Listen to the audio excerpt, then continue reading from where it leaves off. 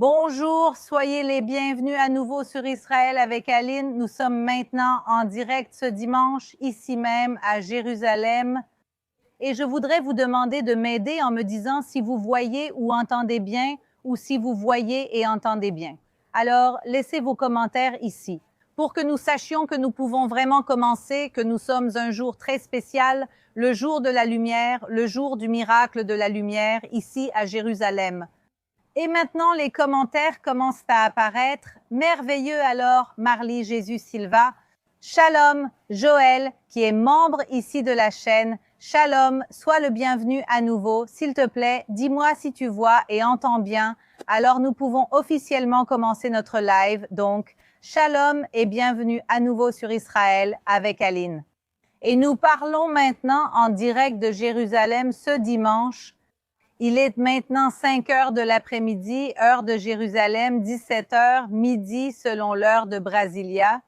Aujourd'hui, nous avons commencé notre live une heure plus tôt que d'habitude.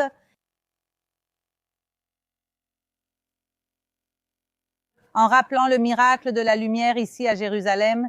Et il y a une heure précise pour que cela se produise. Et c'est justement à l'heure du coucher du soleil.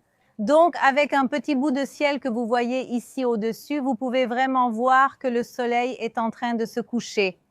Et nous allons donc commencer nos célébrations. Et pour cela, nous allons marcher ici aujourd'hui, dans les rues de Jérusalem, pour voir ce qu'il y a de si spécial. Et pour cela, un invité plus que spécial, qui est déjà une figure bien connue ici sur la chaîne. Alors, tout le monde laisse un petit mot pour mon père, Georges. Shalom, ma fille, c'est super, j'adore toujours quand tu m'invites. Elle a dit un invité spécial, elle m'invite. Et je n'hésite jamais à dire oui. J'adore participer. Alors, ça bug, les amis. Ben, laissez-moi voir. Quelqu'un dit ici que ça bug. Ah. L'image est en train de bugger. Allez, les amis, laissez vos commentaires ici. C'est mieux, maintenant c'est mieux, la vidéo est floue. Alors les amis,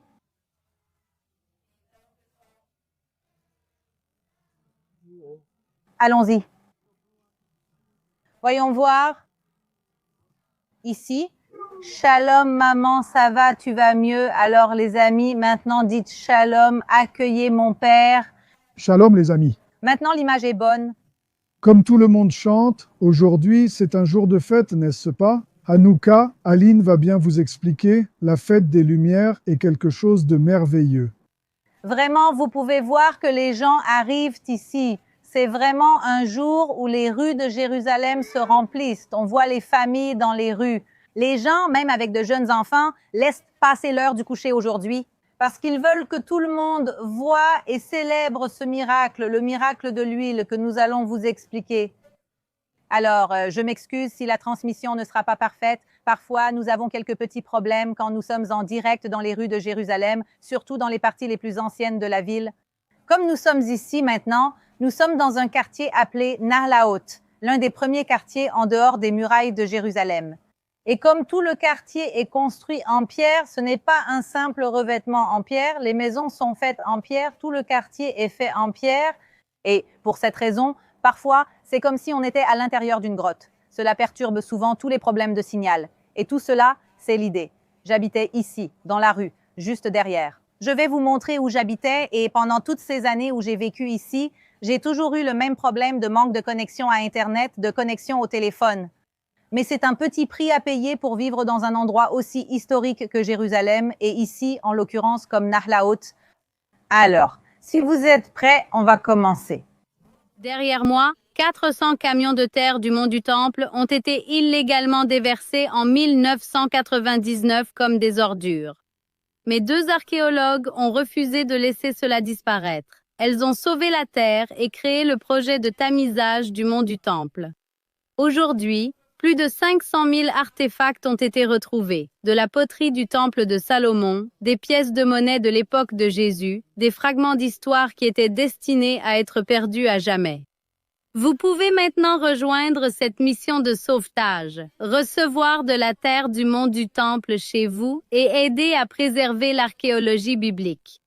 Scannez le code QR ou rendez-vous sur le lien ci-dessous.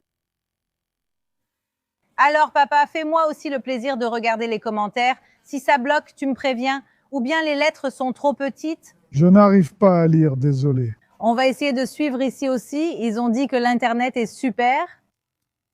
Alors, les amis, nous sommes au dernier jour, au 8e jour de la fête de Hanouka, c'est la fête des Lumières.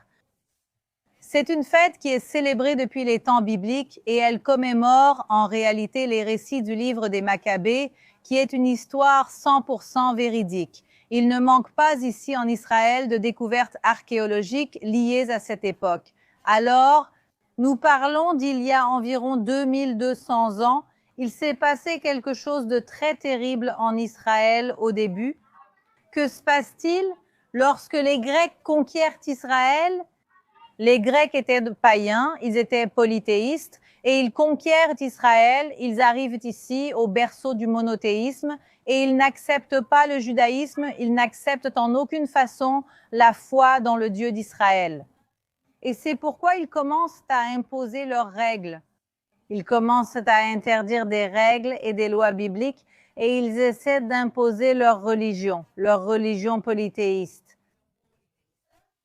Et maintenant, papa, tu penses que le peuple d'Israël a accepté facilement de se convertir à cela? Certainement, ils n'ont pas accepté et ils ont transformé les Grecs. Corrige-moi si je me trompe, parce que c'est toi l'expert dans ce domaine. Ils ont transformé le temple de Jérusalem, si important pour le judaïsme, en un lieu polythéiste, en y plaçant leur propre figure, leur Dieu. Enfin, cela a été une offense au monothéisme juif. Exactement. Imaginez être une personne faisant partie des 12 tribus d'Israël, vivant ici à Jérusalem à l'époque biblique. Voyant ces étrangers envahir la terre, prendre le temple de Jérusalem, comme mon père l'a bien dit, et transformer le temple de Jérusalem en un temple polythéiste. Païen, principalement dédié au culte de Zeus.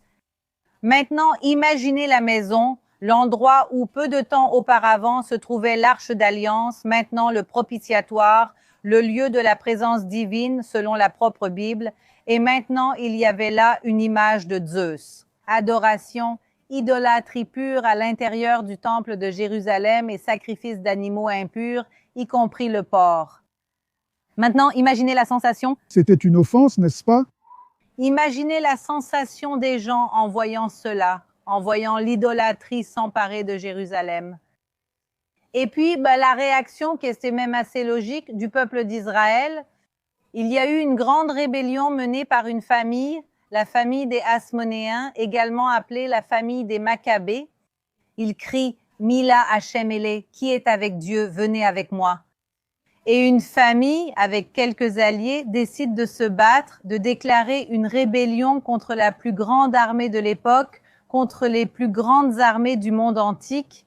L'armée grecque, qui était extrêmement bien préparée, avec des techniques militaires avancées, des équipements sophistiqués, et tout simplement, ces Juifs, sans aucune préparation militaire, décident de déclarer la rébellion contre les Grecs. Et maintenant? Et la victoire montre l'importance de la foi dans un combat, n'est-ce pas? En comparant le potentiel militaire des deux côtés, ce n'était pas possible, mais ils devaient récupérer le temple pour Dieu en comparant, n'est-ce pas? Exactement. Je veux dire, toute personne logique dirait de ne pas commencer cette rébellion, de ne pas commencer cette guerre. Vous n'avez aucune chance de gagner, mais toute personne avec la foi dirait « Nous n'avons pas d'autre option, nous n'allons pas laisser l'idolâtrie l'emporter ». C'est la même chose qui s'est produite des siècles plus tôt, à l'époque de Josué. Avec les 12 espions vont dans la même terre, ils voient que la terre est bonne, mais 10 espions ont dit « Nous n'avons aucune chance de gagner, de conquérir la terre promise. Il vaudrait mieux que nous ne soyons jamais sortis d'Égypte parce que nous n'allons pas conquérir cette terre. » Et Josué et Caleb sont les deux seuls à dire « Dieu nous a promis cette terre et pour cette raison, nous serons capables de la conquérir. » Je veux dire, ils savent que logiquement, cela ne devrait pas fonctionner, mais c'était leur foi en Dieu qui les guidait. Et c'est exactement ce que les Maccabées, les Hasmonéens, ont fait.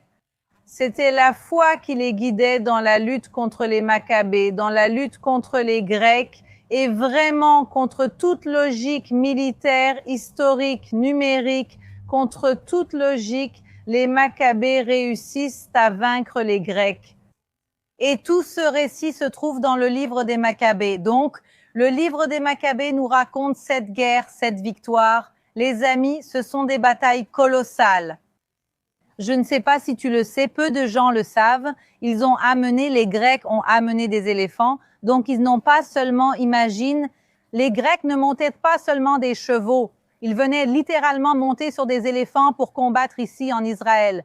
Évidemment, l'éléphant n'est pas un animal natif d'ici. Ils étaient amenés soit d'Asie, soit d'Afrique, c'est-à-dire de terres lointaines. Ils étaient amenés pour servir en quelque sorte de tank. Alors, imaginez ces quelques personnes avec foi en Dieu, luttant littéralement contre des éléphants, des animaux gigantesques, contre toute cette grande armée. Et je suis ici en train de lire le chat pour voir si tout fonctionne bien. Donc, c'est vraiment une victoire plus que miraculeuse. Je pense qu'il n'y a pas d'autre façon de décrire cela. La victoire dans la guerre est déjà un miracle en soi. Maintenant, il y a un autre miracle qui justement n'est pas rapporté dans le livre des Maccabées, mais c'est un miracle aussi important, voire peut-être même plus grand. Écoutez bien, lorsque les Maccabées réussissent à reconquérir le temple de Jérusalem, ils doivent maintenant le reconsacrer. Alors, en quoi consiste la reconsécration, la purification? D'abord, il faut enlever les images. Évidemment, il faut retirer les images, enlever les restes d'animaux impurs comme les porcs. Tout ce qui n'appartenait pas au temple doit être retiré, purifier le temple et maintenant le réinaugurer. Hanouka, qui est le nom de la fête en hébreu, la fête que l'on célèbre aujourd'hui s'appelle la fête de Hanouka, ce qui signifie littéralement inauguration. Aujourd'hui, nous célébrons la fête de l'inauguration. L'inauguration de quoi? La réinauguration du temple de Jérusalem. Alors, le temple était propre, préparé, prêt à être réinauguré. Cependant, il y a un problème. Nous avons besoin d'une chose essentielle pour que le temple fonctionne. C'est quoi? La lumière, n'est-ce pas? Exactement. Le temple avait besoin de lumière. Et avec quoi le temple était-il illuminé? Avec de l'huile, n'est-ce pas? Exactement. Je veux dire, la menorah, le candélabre que vous connaissez si bien, ce candélabre en or à 7 branches, au-dessus, on mettait l'huile et on l'allumait, et ainsi il éclairait tout le temple de Jérusalem. Le problème, c'est que vous ne pouvez pas utiliser n'importe quelle huile. Il faut une huile pure, une huile spécialement préparée pour le temple. Ici, il voit tout le monde avec les préparatifs de la fête, allant d'un côté à l'autre. Mais l'huile pour la menorah devait être une huile pure. Maintenant, le problème, c'est que lorsqu'ils vont chercher cette huile pure, ils ne trouvent que... Pour un jour? Exactement. Une petite jarre qui serait suffisante pour inaugurer le temple et pour un jour. Alors, qu'est-ce qu'ils décident de faire? Inaugurons le temple. Il vaut mieux avoir le temple pour un jour que pas du tout. Et ils y vont, versent de l'huile sur la menorah, allument la menorah et font la fête de l'inauguration. Et ils reviennent le lendemain dans l'intention de fermer le temple, car le temple ne pouvait pas fonctionner sans lumière, sans la menorah. Mais ils arrivent le 2e jour et la menorah était toujours allumée. Et le 3e jour, et le 4e jour, et le 5e jour, et le 6e jour, et le 7e jour, et le 8e jour, miraculeusement, l'huile qui aurait dû durer un jour a duré 8 jours. 8 jours. Et pourquoi ce nombre est-il si important? Le chiffre 8 est aussi le chiffre de la perfection, mais c'est aussi le nombre de jours qu'il fallait pour produire une nouvelle huile d'olive. Donc, quand la menorah s'est éteinte, il avait déjà une nouvelle huile prête pour continuer à l'allumer. Et ainsi, il n'a pas été nécessaire de fermer à nouveau le temple, c'est-à-dire que l'idolâtrie avait dominé le temple, mais une fois que le temple a été à nouveau purifié, personne n'a pu arrêter le temple, même pas le manque d'huile, car Dieu a réussi à résoudre ce problème. Et maintenant, j'ai une question pour toi. J'espère pouvoir répondre. Je pose aussi la question à vous, les amis. J'aimerais avoir votre avis. Nous avons ici 2 miracles. Un miracle est que peu de personnes sans formation militaire remportent une victoire militaire gigantesque. La victoire des Maccabées contre la grande armée grecque est un miracle sans aucun doute. Et le deuxième miracle, c'est une petite fiole d'huile qui aurait dû durer un jour, mais qui a duré 8 jours. Lequel des deux miracles? Je veux que vous écriviez ici dans le chat, les amis, lequel des deux miracles est le plus grand? Difficile de dire lequel est le plus grand. La guerre ou l'huile? Un petit pot d'huile qui dure 8 jours ou une victoire militaire? Contre toute logique, les deux sont des miracles. Les deux sont importants, mais lequel est le plus grand? Lequel a le plus de signification? Comme ça, Alors, je te dirais la lumière. Je me suis trompé? Il n'y a pas de bonne réponse, les amis. Les gens dans le chat disent déjà les deux, les deux, les deux. Mais, les amis, qu'est-ce qui se passe? Les deux miracles sont importants, évidemment. Regardez la moto qui passe. J'ai une livraison. Ta livraison. Les gars, les deux miracles sont importants, selon mon avis personnel. Et là, tu peux donner ton avis, selon mon avis personnel. La victoire militaire est quelque chose de bien plus grand. C'est quelque chose qui a pris des années. Ce n'est pas une seule bataille qui a eu lieu. Il y a eu de nombreuses batailles. Il y a eu des batailles contre des éléphants. Selon moi, la victoire militaire est quelque chose de plus grand. Quelle était ton opinion? Puis-je ne pas être d'accord avec toi? Oui, tu peux. Voilà, la victoire militaire repose sur les bras de l'homme, n'est-ce pas? Disons contre les éléphants, contre l'armée grecque, imagine la puissance, la Grèce antique. Mais la lumière, là, il n'y a pas de discussion possible. Là, c'était un miracle, ce n'est pas la main d'œuvre, la main de l'homme qui a fait ça. Et c'est exactement ce que les sages juifs ont dit. Laisse-moi t'expliquer alors. J'ai donc hérité cela d'eux. Donc, les deux miracles sont importants, mais le miracle que nous célébrons, que nous nous rappelons plus que l'autre, c'est le miracle de l'huile. Pourquoi?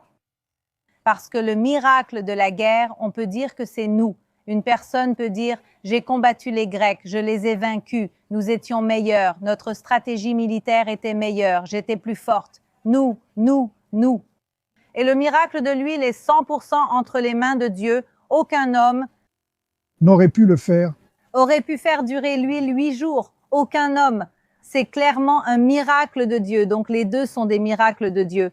Mais on a tendance à célébrer beaucoup plus le miracle de l'huile, ou du moins à s'en souvenir beaucoup plus, pour ne pas risquer que la nature humaine dise « Nous avons vaincu les Grecs ». Non, Dieu a aidé le peuple à vaincre les Grecs et Dieu a fait le miracle de l'huile et toute la gloire revient à Dieu. Donc, c'est un miracle dont nous devons nous souvenir que la lumière du monde vient de Dieu. Et ici, les gens célèbrent bien juste à côté de nous. Dans un instant, nous allons commencer à circuler pour vous montrer aussi ce qui se passe ici dans le quartier. Je ne sais pas si vous arrivez à entendre d'ici. Regardez là-bas, laissez-moi vous montrer. Là-bas, ils sont en train de prier, juste à côté, et il va y avoir beaucoup de gens dans les rues de la ville en train de prier. Donc, nous allons vous montrer. Alors, ne vous inquiétez pas, on va tout vous montrer. Mais alors, l'idée justement, oups. Oups. Juste une seconde, les amis. Vous entendez la musique? La famille qui chante? Je pense qu'ils n'entendent pas d'ici car le micro est trop éloigné. Donc, des problèmes techniques. Mais nous avons les deux miracles. Évidemment, tout vient toujours de Dieu, mais le miracle de l'huile est vraiment une façon pour nous de nous concentrer sur le miracle, sur l'abondance que Dieu a donnée. Et célébrer la fête des Lumières, c'est quelque chose de très significatif. C'est quelque chose de très, très significatif, les amis, parce que on voit comment l'obscurité essaie de dominer le monde. On le voit. Je vois clairement, du moins à mon avis, je vois une bataille spirituelle qui se déroule activement dans le monde, la lumière contre l'obscurité, contre les ténèbres, et on voit ce combat. Et c'est pour cela que nous sommes ici à Jérusalem, capables d'apporter de la lumière au monde, d'allumer les bougies, de nous rappeler les miracles de Dieu et de dire que personne ne pourra jamais éteindre notre lumière. Parfait, Aline. Et il y avait quelque chose que tu voulais dire aussi? Moi, tout d'abord, je suis très ému par tout ton enseignement, n'est-ce pas? En second lieu, je ne sais pas si c'est-à-dire au milieu de la fête, n'est-ce pas? Mais aujourd'hui, nous allumons la 8e et dernière bougie de Hanouka. Vous verrez tout de suite après. Dans les maisons, sur la place, partout. Mais nous avons une année très spéciale qui restera dans l'histoire. À la première bougie, vous savez tous ce qui s'est passé en Australie. Je ne sais pas si les médias au Brésil ont montré, j'espère qu'ils ont montré ce qui s'est passé. Vous pouvez écrire ici si les médias au Brésil ont parlé ou non de ce qui s'est passé en Australie il y a 7 jours. Alors, Il y a eu un crime énorme, un attentat. oui, et où 15 personnes sont mortes. Et peut-être, profitant du fait que nous sommes à Jérusalem, je vais faire un rappel ici. Il y a eu une personne qui a réussi à capturer l'une des mauvaises personnes. Il faut vraiment faire attention à ce qu'on dit. Si YouTube veut supprimer notre live, qu'il le fasse, mais nous devons dire la vérité. Ce qui s'est passé en Australie était un attentat terroriste. Le premier jour de la fête des Lumières, alors que le peuple célébrait le miracle de Dieu, la lumière de Dieu dans ce monde, 2 terroristes sont venus et ont commis un massacre sur une plage en Australie, une plage où l'on célébrait la fête des Lumières. Donc, comme vous allez voir les menorahs ici, les Hanoukas de Jérusalem, il y en avait une sur la plage en Australie, à Bondi Beach, et ils ont commis un attentat terroriste, 2 terroristes, un père et son fils, et ils étaient endoctrinés de façon islamique radicale. Ils ont commis cet attentat terroriste. Et je veux vous dire qu'il y a eu un miracle. Il y aurait eu beaucoup plus de morts s'il n'y avait pas eu un homme qui était un policier australien à la retraite. Il y a eu un homme qui s'est jeté sans aucune arme. Ça a beaucoup circulé dans les médias. Alors, il a réussi à neutraliser ce deuxième terroriste et il y a donc eu beaucoup moins de morts. Mais ici, il faut aussi croire à un miracle. Cette personne qui a défendu les Juifs est un musulman. Oui, il s'appelle Ahmad Al-Ahmad. Il faut aussi dire son nom. Alors, nous devons croire au miracle que Dieu annonce. Nous pouvons avoir une solution. Nous pouvons avoir de l'amitié entre tous les peuples. Cela s'est passé en Australie et il y a des gens qui ferment les yeux là-dessus, n'est-ce pas? Nous parlons d'antisémitisme. J'ai grandi en parlant et en vivant avec l'antisémitisme. Malheureusement, au Brésil, on se souvient d'un coup de couteau d'ailleurs qui a eu lieu à Porto Alegre contre des jeunes de la communauté juive. Grâce à Dieu, ils ont survécu, mais il y a aussi des attaques antisémites physiques au Brésil et elles n'ont fait qu'augmenter après le 7 octobre. Et je me souviens, quand je parlais d'antisémitisme, les gens disaient que c'était une obsession de persécution des Juifs. C'est ça, donc c'est là, vous savez, le Rappi du Brésil. Ces services de livraison de nourriture, ici justement, c'est une version israélienne de la livraison de nourriture. Mais on disait, c'est une obsession de persécution des Juifs et ce n'est pas personnel. Il y a quelque chose que j'ai dit, que cette bataille spirituelle a lieu, il y a aussi une bataille physique qui se déroule. Et on ne peut pas fermer les yeux sur la haine qui existe dans le monde, sur les persécutions qui existent dans le monde. On voit les Juifs être extrêmement persécutés ici en Israël et partout dans le monde. Les persécutions contre les chrétiens ne datent pas d'hier, elles ne sont pas récentes. On voit ce qui se passe au Nigeria, ce qui se passe au Congo, des massacres de chrétiens, cette bataille. Ces batailles sont en cours et on ne peut pas fermer les yeux. Mais justement, on voit qu'ils ne choisissent pas des dates au hasard pour commettre des attentats contre la communauté juive. Le plus grand attentat de l'histoire moderne en Israël a eu lieu le 7 octobre lors du dernier jour. En 2023. Exactement, le 7 octobre 2023, qui était le jour de Simchat Torah, le jour de la joie de la Bible, qui est le dernier jour de la fête des tabernacles. À Rosh Hashanah, qui est le nouvel an juif, il y a eu un attentat, pas en Israël, mais contre les Juifs dans le monde entier. Lors du dernier Yom Kippour, il y a aussi eu un attentat en dehors d'Israël contre les Juifs. Maintenant, pendant la fête des Lumières, nous voyons cela se répéter lorsque le peuple se réunit pour prier Dieu et célébrer les miracles de Dieu. Nous sommes encore plus attaqués et nous voyons cela aussi en Europe. Nous voyons des célébrations, par exemple, de Noël qui sont annulées à cause de menaces, des célébrations à Paris qui sont annulées, en Allemagne aussi. C'est-à-dire, on le voit aussi ici au Moyen-Orient. L'un des jours où il y a le plus d'attentats contre les chrétiens, c'est généralement pendant la fête de Pâques, donc quand les chrétiens sont dans les églises en train de célébrer Pâques. Des attentats ont lieu en plusieurs endroits au Moyen-Orient. Je ne sais pas si notre public sait que j'ai 2 filles, n'est-ce pas? Vous connaissez tous Aline, évidemment, mais ma fille aînée s'appelle Anna et elle vit à Zurich. Nous étions au téléphone avant-hier et elle m'a montré quelque chose d'incroyable pour Zurich. Pour la Suisse, les marchés de Noël en Suisse complètement entourés de sécurité pour éviter les attaques. Comme tu l'as dit, en France, il y a eu l'annulation des Champs-Élysées. En Allemagne aussi, beaucoup d'inquiétudes pour qu'il n'y ait pas d'attentats contre des personnes de foi différentes, n'est-ce pas? Mais enfin, Oui, et je pense que maintenant, il est temps pour nous de marcher ici dans les rues de Jérusalem. Papa, garde le portable dans ta main pour ne pas perdre la connexion. Plus il est près de nous, mieux c'est. je fais tout ce que tu demandes, c'est pour charger. Regarde ici, hein. Ce garçon, ils ne vont pas. Ici, laisse ici, regarde. Il est ici. Regardez, les gars. Je range les petites bouteilles d'huile d'olive. Regardez ici, il prend la Hanoukia, le candélabre à 9 branches, et il met les petites bouteilles d'huile d'olive, et ils vont aussi faire l'allumage ici après. Ceci est l'une des dizaines de Hanoukia, de candélabres qu'il y a ici dans le quartier, et j'ai vu quelques personnes poser des questions ici. Mais si le candélabre du temple avait 7 branches, pourquoi ici il y en a clairement 9? Alors, on peut voir 4 de chaque côté et un au milieu. Les amis, ce candélabre n'est pas le candélabre du temple, c'est le candélabre de Hanouka, et laissez-moi vous expliquer quelle est la différence. Ce candélabre, on l'allume seulement 8 fois, c'est-à-dire qu'on l'allume pendant une semaine, pendant 8 jours, une fois par an, c'est-à-dire en décembre. Le premier jour, on allume une bougie, le deuxième jour, 2, puis 3, 4, et aujourd'hui c'est le 8e jour, donc on les allume toutes. Et ici, il y a une 9e bougie qui en réalité est la bougie maîtresse. Elle est utilisée pour allumer les autres, donc la véritable Hanoukia a 8 branches, et elle peut aussi en avoir 9, donc en fait 8 suffisent.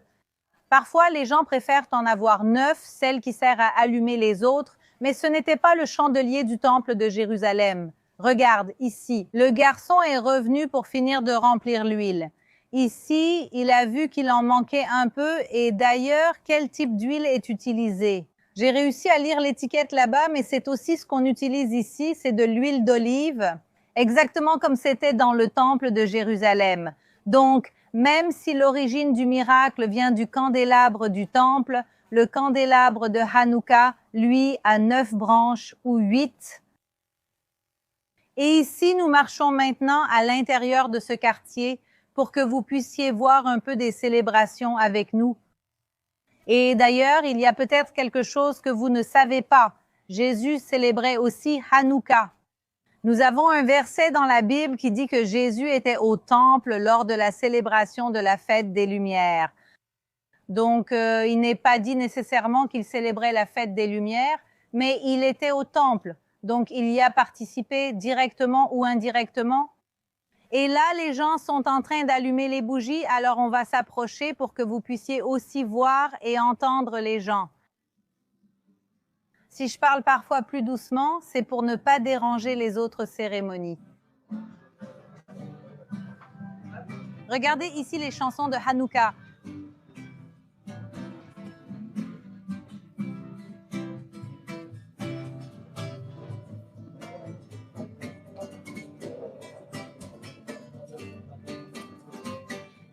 Merci. Regardez les amis, ils nous ont offert du thé à la menthe.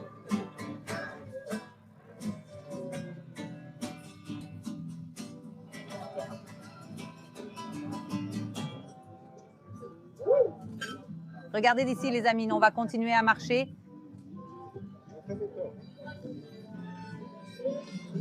Regardez comme c'est beau les amis, ça commence à s'allumer.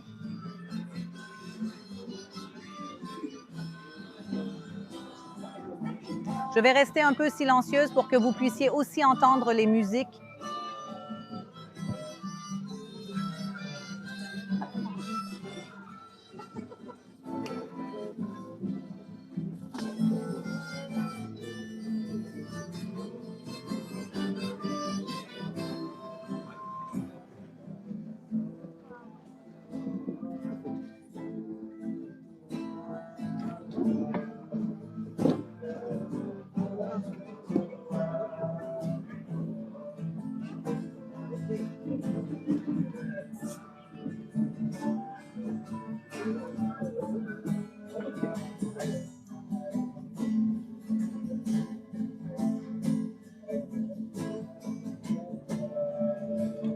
Dites-moi si vous entendez bien la musique.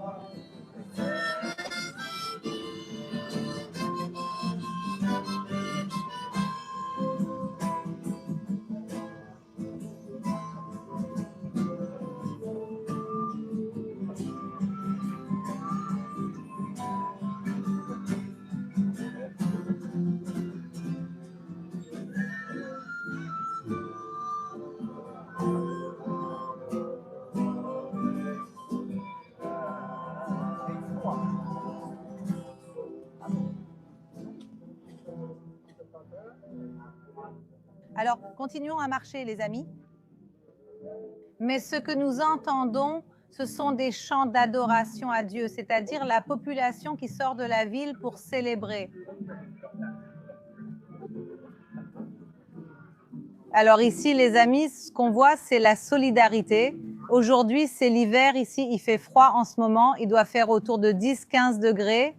Maintenant, les personnes qui habitent vraiment ici dans le quartier viennent et déposent ici, regardez, gratuitement, des bonbons, du thé. Alors, ils viennent aussi ici pour jouer de la musique.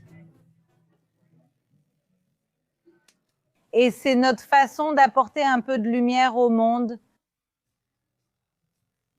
Les amis, c'est notre façon d'apporter un peu de lumière au monde, de se souvenir des miracles de Dieu et de se rappeler chaque jour que l'obscurité ne gagnera jamais, les amis.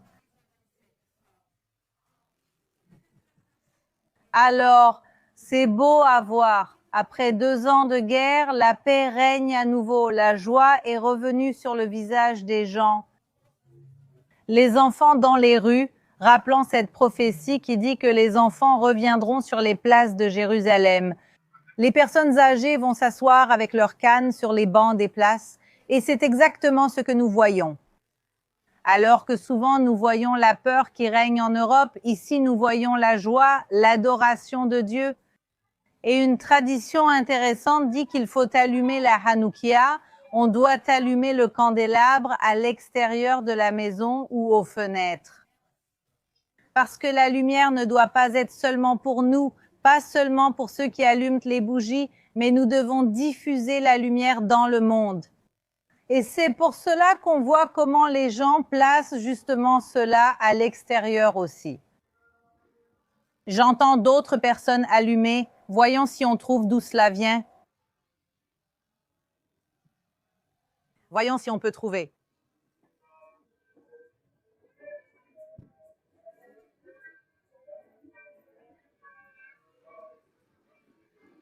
Je crois que ça vient de la synagogue, il y en a 1 ou 2.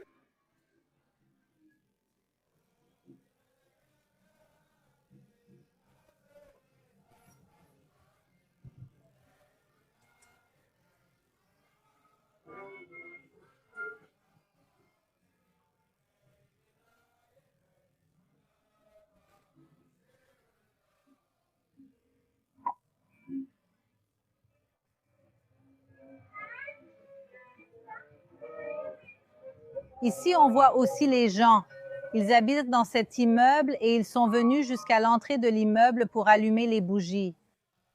Et les gens regardent, ils se rassemblent. Ces personnes sont comme nous, elles passaient dans la rue et sont venues ici pour regarder.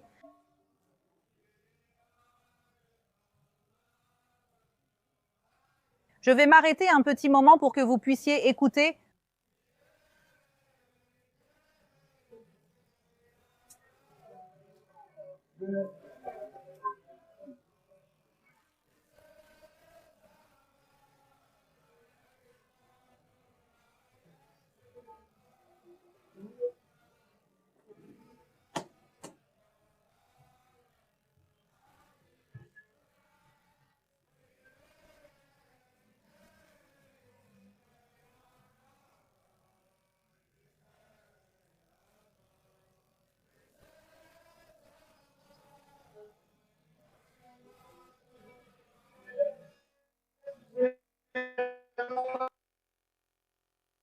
Les amis, continuons notre promenade. Je veux vous montrer un endroit très personnel pour moi. Ici, regardez la rue Lachish. La rue Lachish, et si on continue à marcher ici dans la rue Lachish et qu'on cherche le numéro 3, ici, regarde. Je marche vite pour qu'on arrive. Alors ici, c'est la Lachish numéro 1. Et la porte à côté, c'est la rue Lachish numéro 3. Et les amis, ici, c'était ma maison. C'était exactement celle-ci. Ces deux-là, j'ai vécu ici, les amis, vraiment pendant plusieurs années. J'ai vécu ici, en fait, je ne me souviens plus exactement combien d'années, mais j'ai vécu ici et c'était ma maison. Alors, pour que vous connaissiez un peu, comme vous pouvez le voir, c'est l'endroit 0, c'est une rue historique, comme vous le voyez, et c'est pour ça qu'elle est peu éclairée. Donc, je m'excuse, mais mon père se souvient très bien d'ici. Très bien. Bien. Aujourd'hui, je suis revenu ici, dans ce quartier de Naklao. J'ai été ému de me souvenir, quand je suis venu ici, de rester avec toi. Aline me donnait sa chambre et allait dormir dans le salon. C'est une fille merveilleuse. C'est parce que c'est un petit appartement, un studio, donc il n'y a qu'une petite chambre. Et tout est ensemble. Il faisait 50 mètres carrés. Ils disent que ça bug. C'est parce qu'on est ici? Non, mais la connexion Internet est vraiment ici. Maintenant, ça doit aller mieux. Dis-moi si ça s'est amélioré. J'ai marché un peu. Normalement, ça devrait aller un peu mieux. Laisse-moi changer de côté avec toi, papa. Je tiens avec celle-ci. Alors, les amis, j'ai dit au début du live que là où j'habite, il n'y a pas une bonne connexion Internet et je ne mentais pas. Vous voyez là-bas, notre connexion Internet a commencé à tomber. Donc ici, on est, mais on voit bien comme le monde tourne parce que le nom de cette rue est Lachish. C'est une ville biblique. C'était la deuxième ville la plus importante de Juda, un lieu extrêmement historique. Et ils ont donné le nom de Lachish à une rue ici à Jérusalem parce que Jérusalem était la ville la plus importante et en deuxième position, Lachish. Donc, en réalité, les deux villes sont connectées. Les rois, tous les rois de Juda vivaient à Jérusalem et le deuxième palais des rois se trouvait à Lachish, donc ils avaient un palais royal là-bas. Ainsi, les deux villes sont extrêmement liées. Et vous voyez comme le monde tourne. Parce que j'ai vécu ici il y a plusieurs années, avant de me marier, je vivais ici et maintenant je participe aux fouilles archéologiques à Lachish. Je n'aurais jamais imaginé quand je vivais ici que je suivais un cours de guide, que j'étudiais la nutrition à l'université, qu'un jour je pourrais vraiment fouiller Lachish de mes propres mains. Donc, c'est l'une des expériences les plus indescriptibles que j'ai vécues dans ma vie, de pouvoir participer à des fouilles archéologiques et encore plus à Lachish. Et pour ceux qui ne le savent pas encore, nous avons lancé pour l'année prochaine, pour juillet 2026, des fouilles archéologiques à Lachish auxquelles vous pouvez participer. Donc, les fouilles sont coordonnées et avec la participation de l'archéologue Rodrigo Silva. Donc, mon père aussi est super fan de lui, mais l'archéologue Rodrigo Silva va coordonner et accompagner les fouilles à Lachish. Et ensuite, les amis, aussi le voyage en Israël. Donc, on participe aux fouilles archéologiques à Lachish et on voyage à travers Israël. À travers des lieux incroyables du nord au sud, en explorant les mystères de Jésus, Jérusalem et la mer Morte, c'est un voyage exceptionnel entre découverte et fouille. Et il reste encore quelques places, donc pour ceux qui veulent participer en juillet 2026. Allez sur le site israelavec-aline.com.br. Là, vous trouverez le site avec les tarifs et les informations, tout ce que vous devez savoir sur le voyage, tous nos voyages, toutes les caravanes Israël avec Aline, mais en particulier aussi cette caravane Israël avec Aline et Rodrigo Silva, avec des fouilles archéologiques à Lachish. Alors, ça va vraiment être quelque chose d'incroyable. Si vous voulez participer, le lien pour le site est aussi ici en bas, dans la description et aussi épinglé dans le chat. Et vraiment, ceux qui auront l'opportunité de venir avec nous, ce sera quelque chose d'inoubliable. Moi, vraiment, si je peux recommander à quelqu'un une expérience de toute une vie, c'est celle-ci. Pouvoir creuser de vos propres mains l'histoire biblique de Jérusalem. Et pour cette raison, pour moi aussi, être de retour ici à Naklaot, c'est un vrai bonheur. Si on marchait encore un peu pour montrer ce qui se passe dans le quartier. Allons-y. Allez, les amis. Laissez-moi voir ici. Regardez, les amis. L'Aki est tellement important qu'il est honoré ici. C'est l'un des premiers quartiers de Jérusalem et nous allons continuer à marcher, les amis. Regardez ici comme c'est beau. Imaginez marcher dans ces rues, c'est-à-dire pouvoir être ici, vraiment vous connecter avec l'histoire. Il n'y a pas d'autre endroit au monde comme Jérusalem. Donc, c'est vraiment une expérience unique dans une vie de pouvoir faire cela. Nous allons continuer pour vous en montrer plus. La Hanoukia, Ici, regarde. Vraiment, je pense que c'est quelque chose de magnifique de pouvoir être ici. Et j'ai vu quelqu'un écrire ici dans les commentaires aussi que ici, laissez-moi voir. Ah, j'ai vu ici une personne écrire dans les commentaires à quel point Internet nous permet de faire des choses aujourd'hui. Et c'est totalement vrai. Je veux dire, c'est quelque chose qui aurait été impossible il y a quelques décennies. Ils vont commencer à allumer une Hanoukia. Je reste silencieuse pour vous laisser regarder.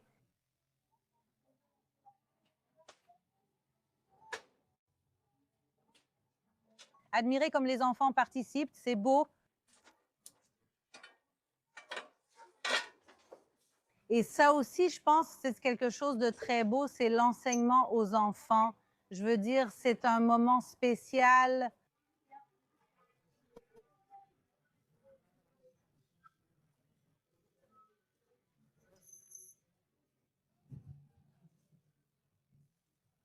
Ils sont maintenant...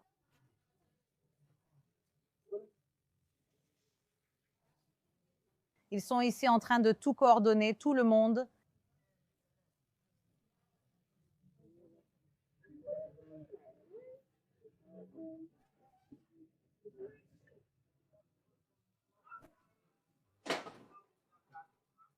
Regardez, un groupe arrive là-bas au fond.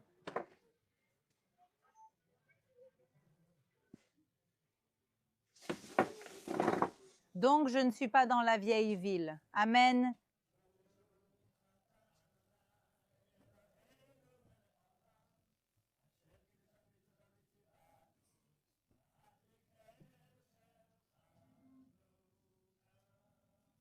Amen.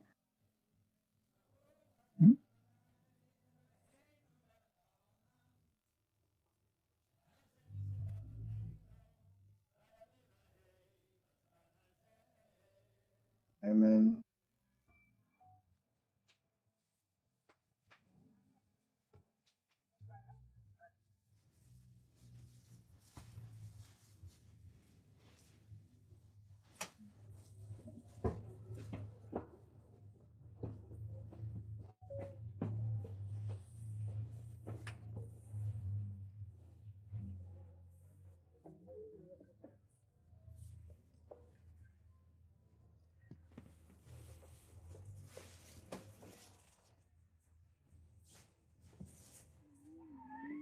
Alors, allons-y les amis. Pour ceux qui demandaient ce qu'ils faisaient, la prière qu'ils récitaient, c'est Baruch Ata Adonai Eloheinu Melech Haolam, ce qui veut dire béni sois-tu, roi de l'univers. Et la suite de la prière est qui a fait des miracles pour nos patriarches, pour nos ancêtres, en ces jours-là, à cette époque-là. Donc vraiment, ils sont là en train de prier littéralement en se rappelant des miracles de Dieu. Donc ce sont ces paroles qui sont dites et je trouve cela vraiment beau. Et ce dont je parlais, c'est justement de voir tous les âges. On voit des personnes les plus âgées jusqu'aux plus petits enfants, tout le monde sortir dans les rues. Et je pense que cela fait partie du secret de la longévité du peuple d'Israël. Je veux dire, l'éducation des enfants, ce ne sont pas seulement les adultes qui sortent, ils amènent aussi les enfants. Amener les enfants est parfois difficile, il est parfois plus simple que seuls les adultes viennent. Ils veulent amener les enfants pour qu'ils découvrent l'histoire du peuple d'Israël et les miracles de Dieu.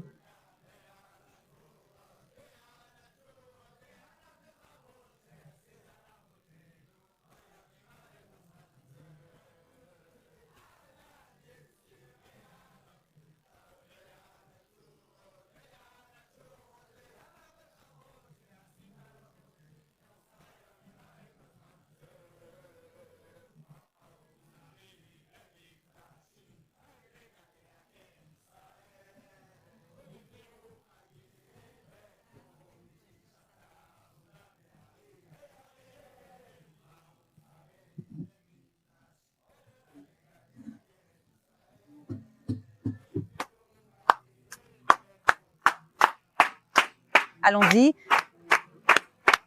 Nous allons passer.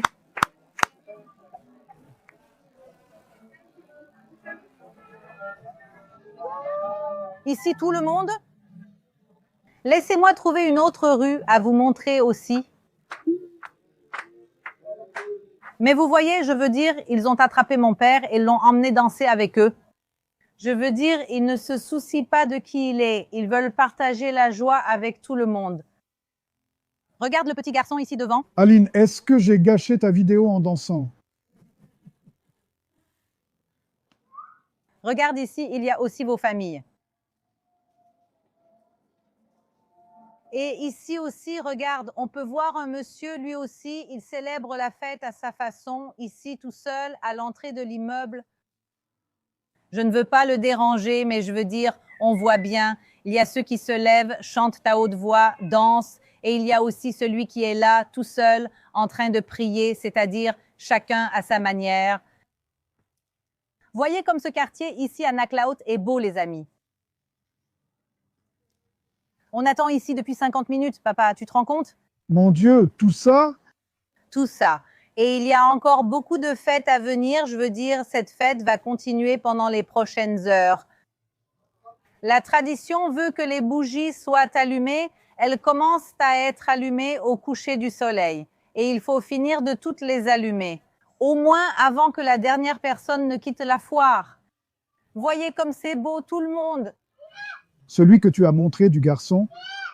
Au même endroit où on a commencé aujourd'hui, on termine la journée ici, regardez, et que la lumière puisse toujours vaincre les ténèbres et que la foi en Dieu ne soit jamais éteinte. Et on se souvient que comme à l'époque des Maccabées, il y avait des personnes qui ont essayé d'apporter l'idolâtrie en Israël. Ils ont essayé de détruire Israël de l'intérieur, allant jusqu'à prendre le temple de Jérusalem, mais ils n'y parvenaient pas. Israël est ici 2200 ans après les Grecs, alors que les Grecs n'existent plus.